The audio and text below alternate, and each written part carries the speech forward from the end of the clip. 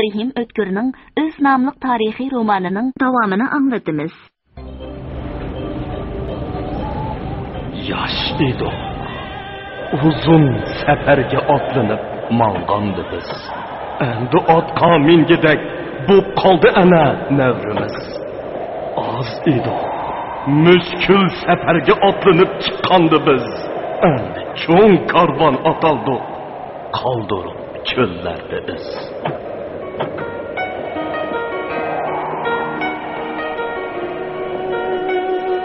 Ay bu kunlarda ölüm degan nima qariq tugiga o'xshab qoldi.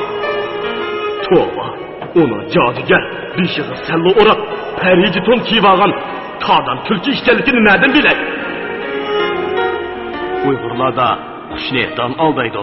Odamni so'z degan maqol borligi Peter inelerga ma'lum. Ammo yurtni qo'yib, Ürümchiga chiqmaydigan ish edi. Ofatni tugitib, yurtning omonligini saqlash maqsadida 6 sentabr kuni harbiy sud Tömürni itib tashlashga hukm chiqardi.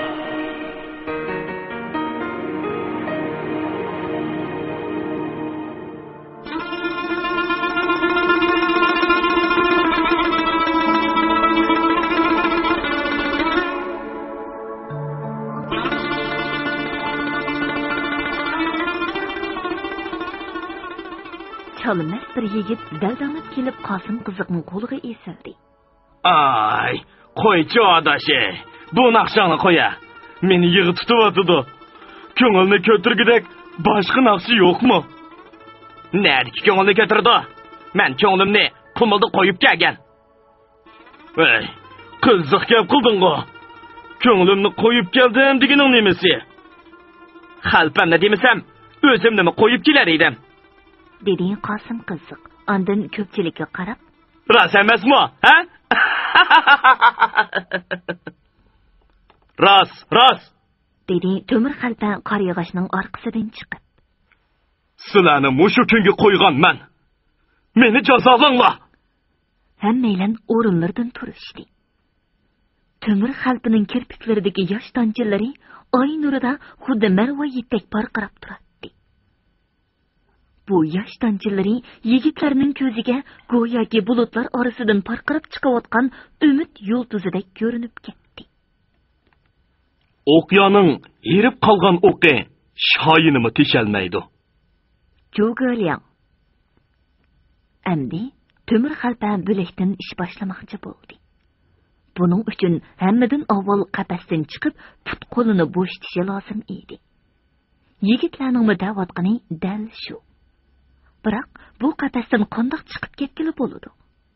Bu urg'onga cheqiladigan, tepkanga sunadigan yog'och qafas emas. Bu tömür qafas.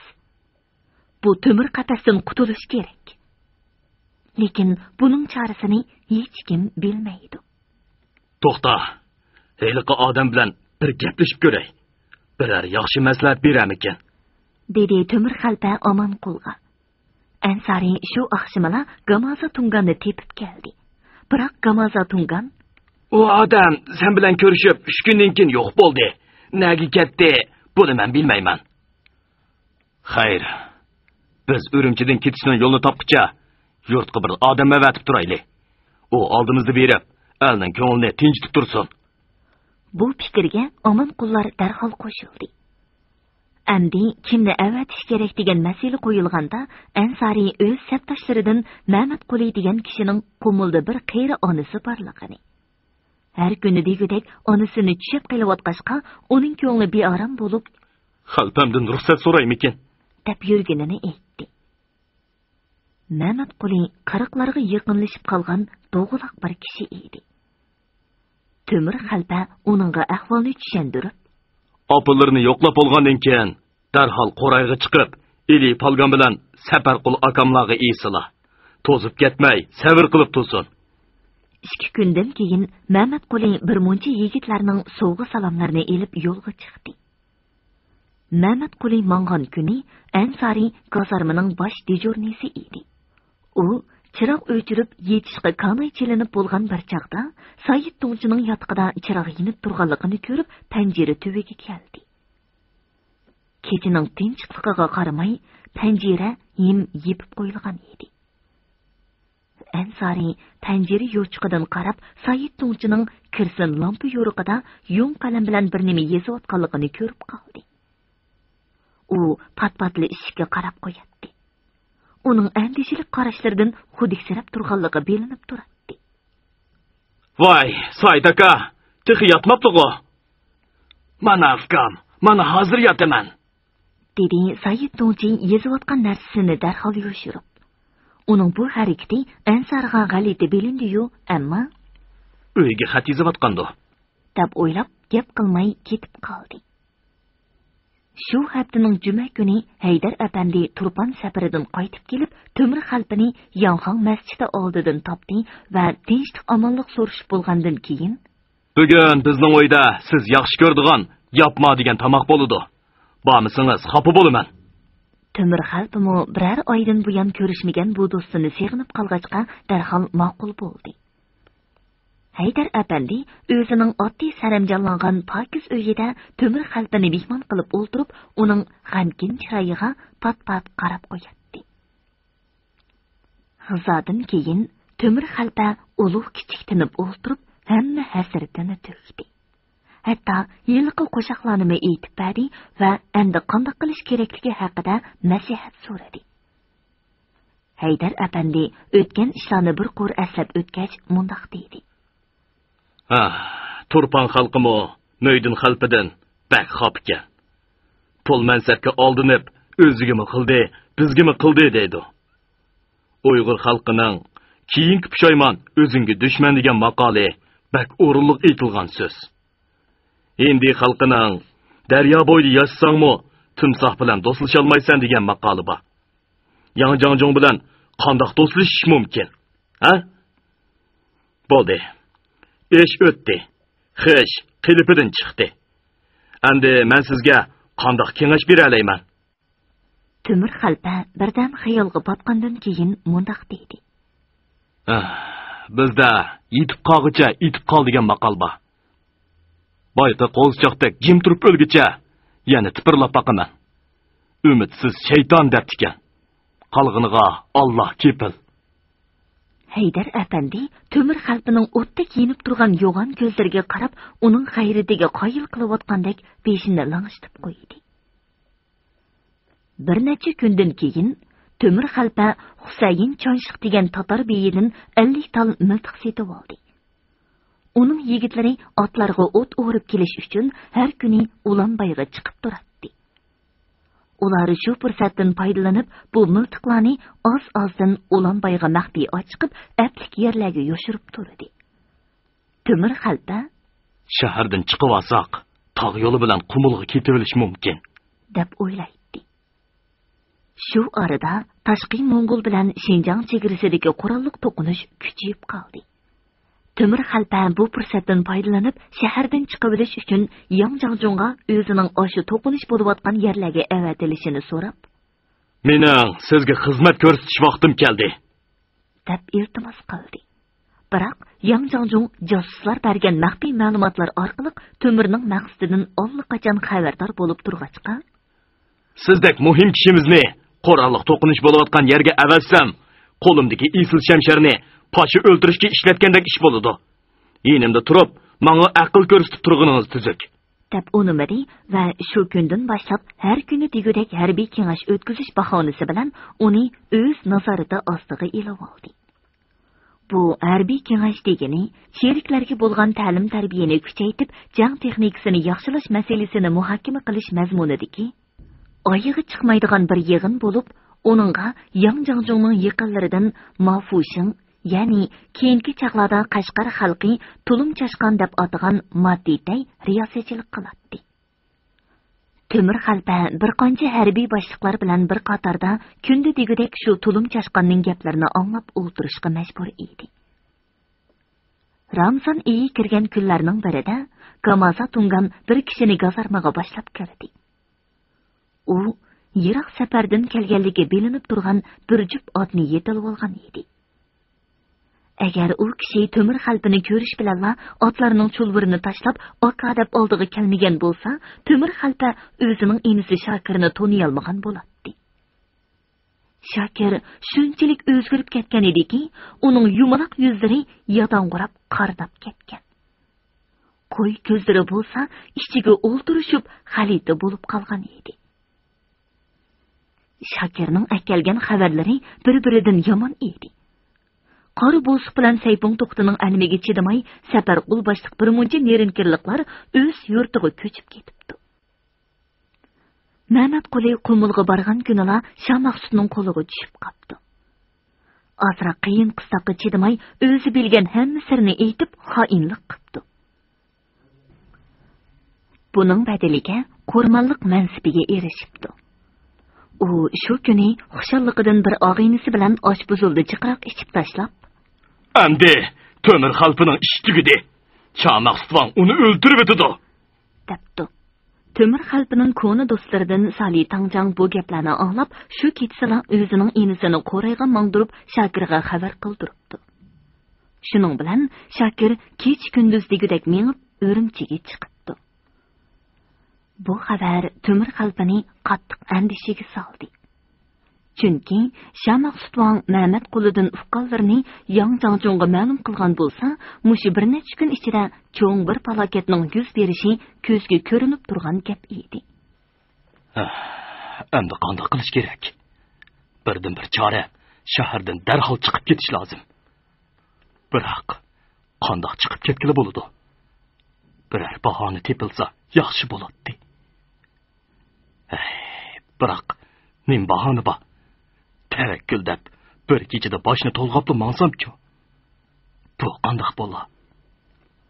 Temir xalpa o'z yaqinlari bilan ana shundoq masala ustida bosh qotirib turganda, Shakir bilan To'rpoq o'zg'o'ja Ahmad hammaylan tang mangmay bo'linib mengishni.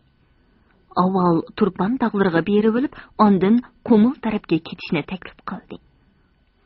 Amanqul bilan Qosim qiziq avval Turpan tarafga berish degan fikrga qo'shilmasa-mu, bir nechaga bo'linib ketishni xatarlik deb hisobladi. Oxir Temir xalpa hozircha ozroq odam oldimizda mengib tursin. Shuning bilan Shakir boshliq 10 necha yigit Ulanbayga yoshirib qo'yilgan miltiqlarni elib bir kechada ko'zdan g'oyib bo'ldi. Temir xalpalar 2-3 kun ichida oy qorong'usidan foydalanib, yarim kechada shahardan chiqib ketmoqchi bo'lishdi. Shakirlar yo'lga chiqib atsa atiganda, Jangjong yamunidan Temir xalpani yana harbiy kengashning yig'iniga chaqirgan uqtirish kelib qoldi. Bu uqtirishda chegara to'qinishi jiddiylashib qoldi. Bu qitimqi yig'inda maxsus shu masala muhokama qilinadi. Teodorin cho'qim qatnashishi lozim deyilgan edi. Temir xalpa gumon tug'dirib qo'ymaslik uchun burunqideklar Said Tongchini elib yig'inga bormoqchi bo'ldi.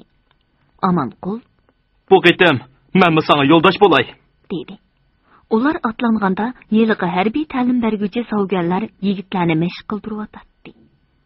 Temir xalpa darvozadan chiqib ketib o'tib, nemishqidir yigitlarga bir qarab olg'isi keldida, ko'kboz etining tizginini tortdi. Ko'kboz at egisining ko'nglidigini sezgandek darhol orqaga burildi va tizgin sirib eg'il tarafga elib qochdi. Temir uni to'xtatmoqchi bo'ladi. Ko'kboz at bo'lsa, eg'iz turqini tishlab olib, ha deb eg'il tarafga chopatdi. Hammaning diqqati otga burildi.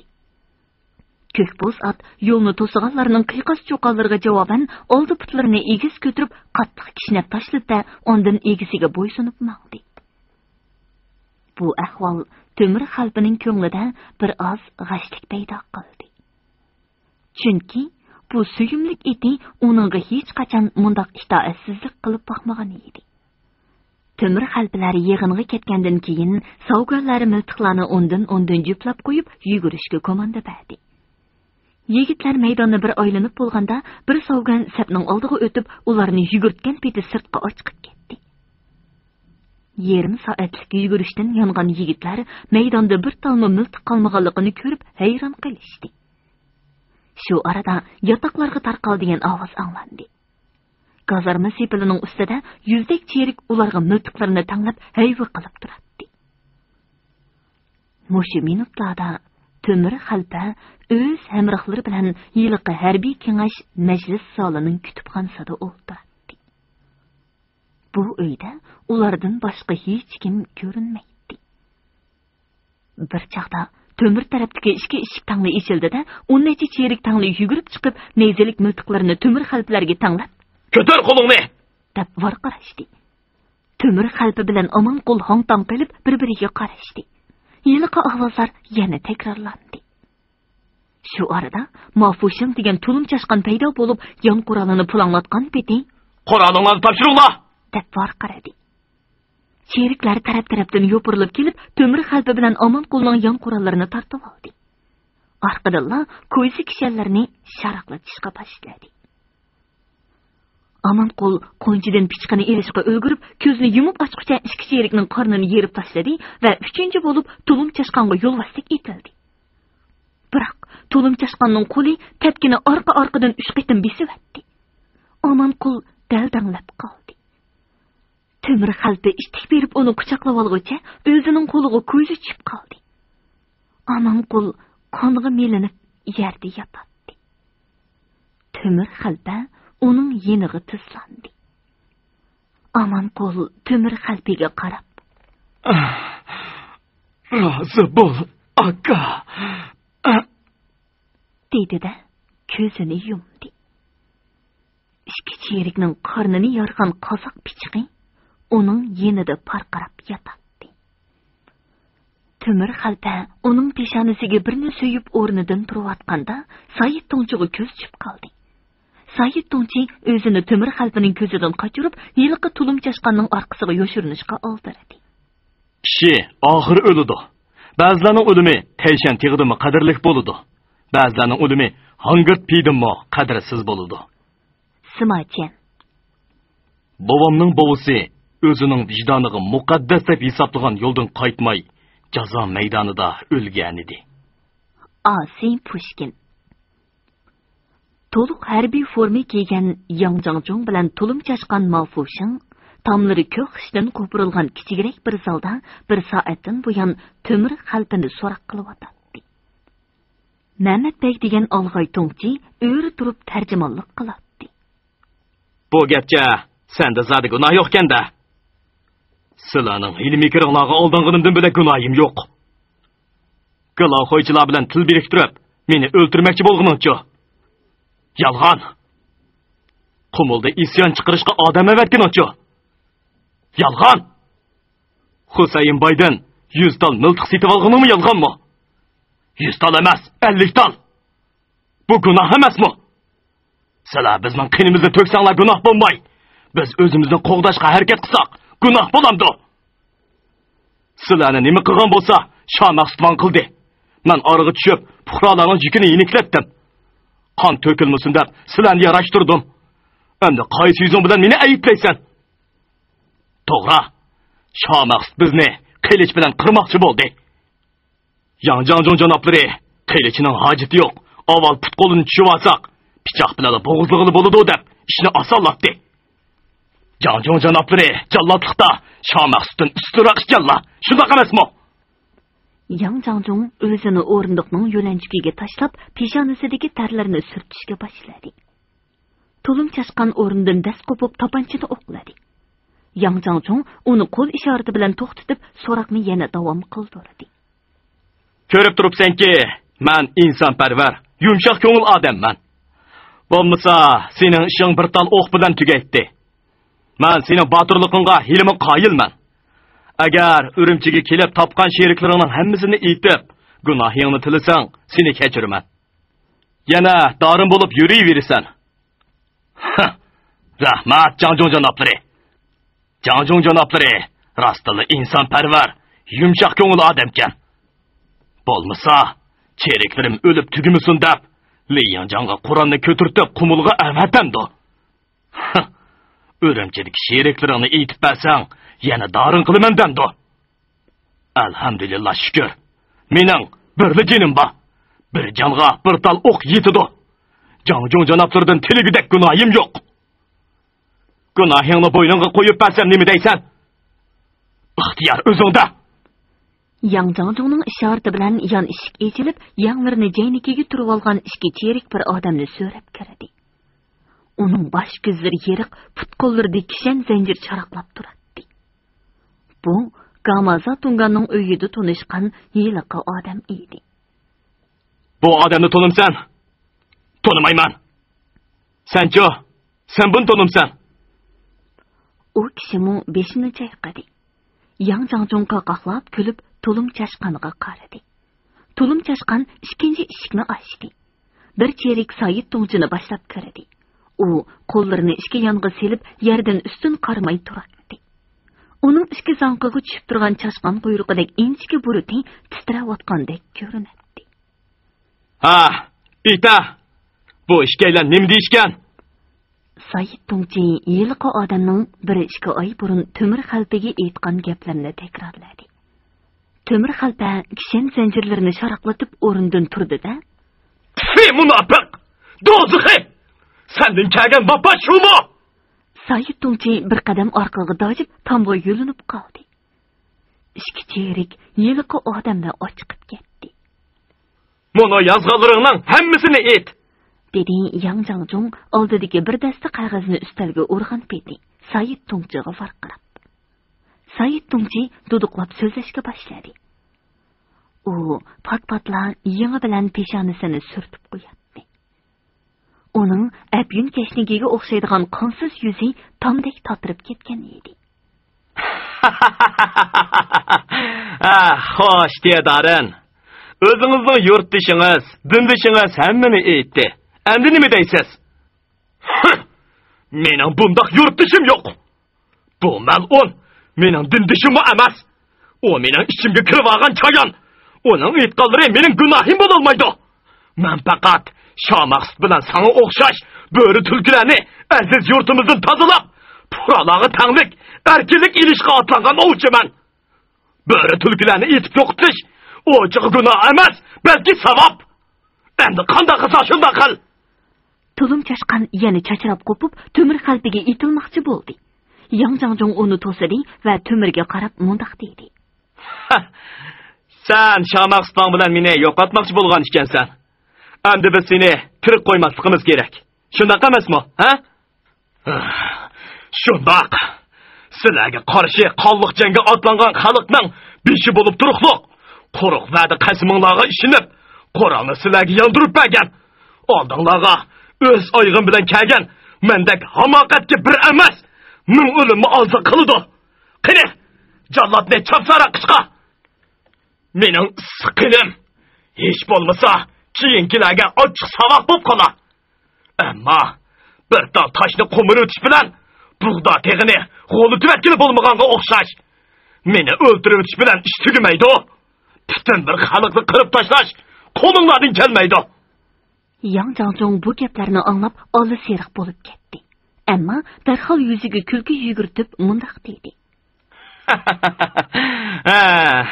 Sen kitobga yozib qo'ygidek gaplarni qilishni biladi ekansan. Botirliging bilan billah, aqlingga qoyilman. Ammo o'limingni mendan ko'ma, o'z kishilaringdan ko'p. Masalan, sening shaxsiy katibing bo'lgan Sayit Tongchidan son kelgan vafo shunchalik bo'ldi. Men vafosizlikni yomon ko'raman. Tuzingni yeb, do'ltingni ko'rgan bu odam arzimas pulga sening beshingni bizga sotdi. Vaqtdan vaqt kelganda bizga xiyonat qilib, mening beshimni birovlarga setish cho'qib. Mundaq odamlardan hech kimga vafo kelmaydi. Shuning uchun avval uni jazolashim kerak. Shuningdan keyin Yang Jangjong yenida turgan cherikka pichirladi. Cherik bir tal orqancha akkirdi. Yang Jangjong yanglari yemirilgan hiliqi ishki cherikka qarab, qani azimatlar, belikinglarning kuchini bir sinab beqinglar. Hoy to'y degicha ishki cherik orqanchini Sayit Tongchining bo'yniga sirtmoq qilib soldi. Tizlanib o'ltirgan Sayit Tongchi o'likdek qaytib qolgan edi. Arg'amchining ishki uchi tangli tortilish bilan uning ko'zlari chachrab chiqdi-da, o'zi yerga dum yiqildi. Cheriklar ishning o'ligini so'ragandek uni bo'ynidan so'rab ochiqib ketdi. Temir xalpa bu nijosatdan yirgangandek ta'tir qarab oldi. Endi meningdan rozi bo'lgansiz. Xudoyingizning dargohiga borganda meningdan shikoyat qilmoqchimi, ha?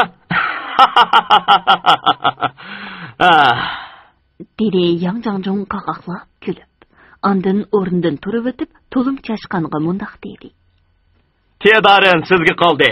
Har holda burunqi do'stligimizning yuz xotirasi uchun uning jinini to'liq qiynamay bir ish qiling, ha? Әтсі, Yanxın məscid cemaatləri Bamdaddan yanğan çağda, məscid oylısığa üstü yepiq bir horvi kirib geldi.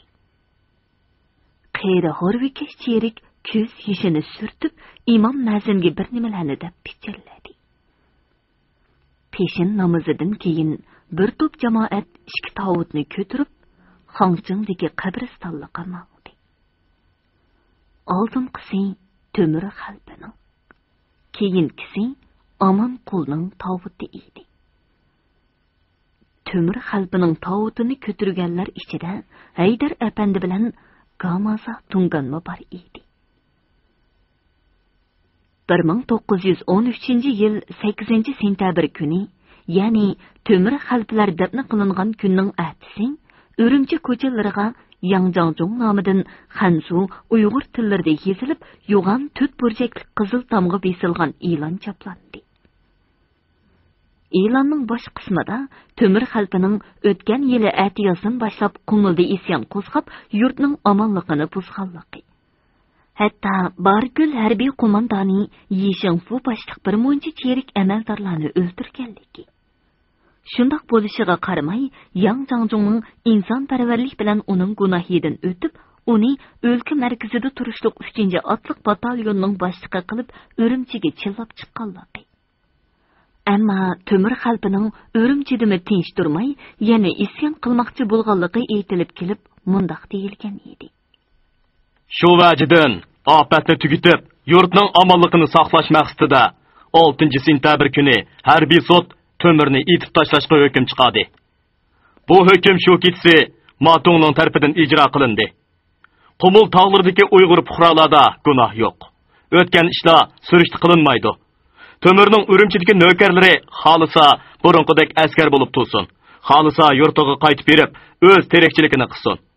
Askar va fuqarolar ahvolni bilmay, ansirab yurmasin deb mazkur e'lon chiqarildi. Vaqif bo'lg'aysizlar. Ularning vahshiyona qirg'inchiligi haddidan ishib, shu darajaga berib yetdiki, hatto Qur'on tashlami buningga dod deb tashlaydi. Lenin. Bu e'lon chiqarilib 3 kun o'tganda, ishkidan ot qaytilgan 20 dak harva Urumchidan Guchonga qarab yo'lga chiqdi. Harvalarning hammasi odam bilan to'lgan edi. Ularning ba'zilari beshini sangilatib o'ltirdi. Ba'zilari g'ong'za tartatdi. Yana ba'zilari g'amkin ko'zlarini bulutliq osmonga tikib, nimanidir o'ylab o'ltirdi. Doim o'yin chaqchaq bilan o'tadigan Qosim qiziqmi, o'z dimati bo'lgan kamsizlik ansarining yonida To'rpoq O'zg'o'ji Ahmadning otlarga qamchi urishiga qarab, jim o'ltirdi. Hey, bu menishimizda Qumulga qachon yetib boramiz? Dedi To'rpoq O'zg'o'ji Ahmad. Hey, qanchangni to'la taraslatma. A'li jonigarning kirpidak tugilib ketayotganini ko'rmayapsan. Dedi Qosim qiziq. To'la olaqshimay, arvangni hayda. Dedi otliq cherik zarda bilan. Tömür xalqi qatl qilingandan keyin yigitlarning talabi bo'yicha Yang Jangjong ularni Qumulga mangdirgan va qo'g'dab berishga 60 cherik qo'shib bergan edi. Ular yo'lga chiqadigan kuni cheriklarning boshlig'i Yang Jangjongning Shamaqsut Wang bilan Li Shufuga yozgan xatini o'qib berdi. Xatda: "Bularda gunoh yo'q. Bor bo'lsa-mu gunohidan o'tdim. O'z yurtiga berib, terakchiligini qiladi. Bularga hargiz tegilmasin" deyilgan edi. Shunga yigitlar kelgusidan har holda xotirjam edi. Ular Guchongning kun chiqish tarafidagi Ulan Usu degan eg'izdan jilg'iga kirganda, cheriklarning boshlig'i: "Otlar herib qoldi. Mushiyada bir kun dam olamiz" dedi. Bu jilg'a degandekla dam olgudek yer edi. Tog'ning yon bag'irlarida pishib yetilgan o't cho'plarni ko'rib, ot uloqlog'imi jon kirib qoldi. Qozonlar esilib, hammaylan bir qo'ri to'yishgandan keyin esilib qolishdi. cherik boshliqi tikyor tövüdagi dalda bir yerni ko'rsatib, "Mush yerda tinanglar" dedi. Bu yer haqiqatanmi kiyimlari yelin yigitlarning shamoldan daldalanishiga aplik edi. Hammeylan yotgan ko'rpalarni shig'illiqqa yeyib so'zilishdi va uzoqqa bormay uyquga ketishdi. Alanlab qolgan osmonda o'zib yurgan to'lin oy qandaqdir bir dahshatning yuz berishini sezgandek bulutlar orasiga yoshirinishga oltiraydi. Shu arada jilg'ining neriqi beshida qora soylar ko'rinishga boshladi. Birdanda orvlarni yolib kelayotgan cheriklar bilan qo'shilib, uyqudagi yigitlarni uch tarafdan qo'rshib oldi. Kimdir birining ot degan komandasi anglanish bilan yigitlarning ustiga o'q yomg'iri yig'ishga boshladi. Taxminan 15 minutdan keyin o'q ovozlar bilan dod-faryod va qiyo-chiyonlar to'xtab, jilg'ining ichi jimjit bo'lib qoldi. Atsi cheriklar yor ustidan qisqa sapliq gurchaklar bilan to'pi tashlab, o'liklarni ko'mdi va oncha hoyil bo'lmayla ot orvallar bilan Urumchi tarafga ravon bo'ldi. Tushga yaqin ozkam 200 yigitning jasadi ko'milgan bu do'nglikning bir chetida qandoqdir bir narsaning qimirlayotganligi bilindi. Birdamdan keyin avval ishga qo'l. Ondan yuz ko'ziga to'pi aralashgan uyib qolgan bir odamning beshi ko'rindi. U ko'zlarini yo'g'on ichib atrofga vahima bilan qarab olib, ostan sug'urilib chiqishga harakat qildi. Bir hazodan keyin so'l putini so'rigan peti uduldagi qarg'ay tuvigacha o'malab kelib, shu yerda yetib qoldi. Bu kecha bo'lib o'tgan boyiqi qirg'inning birdan-bir tirik qolgan shohidi Ansori edi. Mushu qirg'in kunlarining birida Qumul shahrining Shamaqsut Vang ordisiga tutash turgan orda qovuq darvozasiga kesik boshlar selingan 5 qonliq qapas esib qo'yildi. Uning birinchisi uzun soqolliq Eli Palkan. Ikkinchisi qo'yiq burutliq qora bo'suq. Uchinchisi ko'zi soqolliq yodonqu chiroy Saypung to'xti. To'rtinchisi seriq soqolliq to'mirchi Hoshur usta. Beshinchisi qayrilma burutliq Niyozning beshi edi. Darvozaning ikki tarafida 3 dan 6 cherik qilichlarini yalang'ochlab o'tgan kechganlarga hum yeb qarab turadi. Odamlar bu darvozadan o'tib bo'lg'ichilik rangi-ro'yi o'ngib, xuddi sovuqdan badani shurkinib ketayotgandek titrishib ketadi. Ba'zilar ko'z yoshlarini yoshirishga tirishadi. Xotinlar yuzidagi ro'mollarini tortishtirib, ushoq bolalarni yetilgan peti qadamlarni tezlatadi. Shu arada shahar ichidan jakorchining qattiq ovozi bilan jang sadosi anglandi. Kötek harvi ustiga o'rnatilgan yog'och qapas ichiga bir ayol kishi o'ri turg'izib qo'yilgan edi. Uning beshi qapasdan chiqarib qo'yilgan bo'lib, chuvilib ketgan chochlari yuzining yermini to'sib turadi. Bo'ynidagi zanjirning bir uchi qapas chodillari orasidan o'tkazilib, harvining sho'tisiga bog'lab qo'yilgan edi. Qapasning ichida usti beshi to'pig'i milangan ikki qizchaq dug'diyib o'ltiradi. Bular to'mir xalpining bola chaqallari edi. Jul-jul bo'lib ketgan to'nining pashlarini potisiga qistirib olgan charsoqol Horbekash qo'lidagi tayoq bilan qora o'kizning beqinini pat-pat noqib qo'yadi.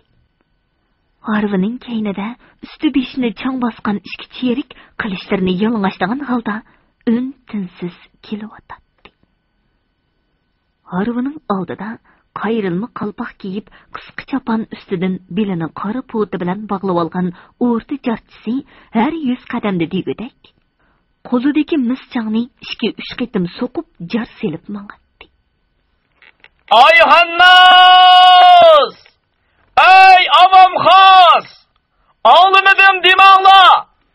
Keyin pushaymon yemanglar! Kimki gang hocamga musht ko'tirsa to'mirdek o'zi turmoq avlodi tirik go'rga kirdi.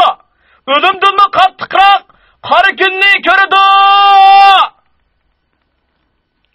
harva aygiri to'qay ko'chalardan o'tib darvoza sirtiga chiqdi.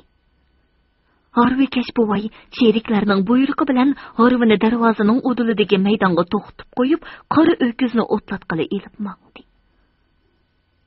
Bozor, Oltinliq va shimol tarafdagi yezilardan kelib, shahar ichiga kiradigan yoki shahardan chiqib, shu taraflarga boradiganlarning hammasi ana shu maydondan o'tadi. Bu maydon o'rdining egiz ravig'idan qaragan kishiga-mu ochiq ko'rinib turadi. Maydondan o'tgan keshkanlar birdam darvozaga isig'liq qonli qafaslarga, birdam harvining ustidagi yog'och qafas ichida turgan zo'rixon oylar bilan qizchaqlarga qarab, ulug' kichik tinatdi. Tova deb yaqinlarini tutishadi. Bo'libmi, xotin qizlar o'zini tutolmay mishildab yig'laydi. Sheriklar bo'lsa, hech kimni qafasning yeniga keltirmaydi. Yaqinlashganlarga qilishlarini shiltib, "O'lgan keldimi?" deb hayva qiladi. Rahmatli Temur xalpining 5-6 yoshda bosit deydigan bir o'g'limi bor edi. Uni o'ltirib etgan o'xshamamdi. Xudodan qo'rqmay, shundoqmi qilganmidi? O narisida nima gunoh deyman? Qiziq kalla. Ular Xudodan qo'rqamdi. Xudodan qo'rqqan kishiza mo'shundoq ishlarni qilamdi deyman. Darvaqa rahimsiz ajalning talu quyullari kichkina bositnimi bir tal yo'pirmoqqa o'xshash uchirib ketishga tas-tamas qilyotdi. Chunki Temur xalqining qatl qilinganligi to'g'risidagi xabar Qumul diyorining hamma yerlarga uqtirilib bo'lgandan keyin Li Shufu bilan Shamoxstvang endi Temur xalqining tog'dagi hamrohlarini yo'qotishning ko'yiga tushdi va bu ishni 2 qadamga bo'lib, birinchi qadamda qora bo'siq bilan Saypong to'xtining qo'li orqali Temurning sodiq hamrohlarini yo'qotish. Ikkinchi qadamda qora bo'siqlarning o'zini ujuqtirish qaroriga kelishdi. Shu plan bo'yicha Li Shufu qora bo'siq bilan Saypong to'xtiga maxfiy xat yozdi. Hurmatli radio anglag'uchilar, yozuvchi Abdurahim O'tkirning o'z nomli tarixiy romanini bugun mush yergacha anglatdik.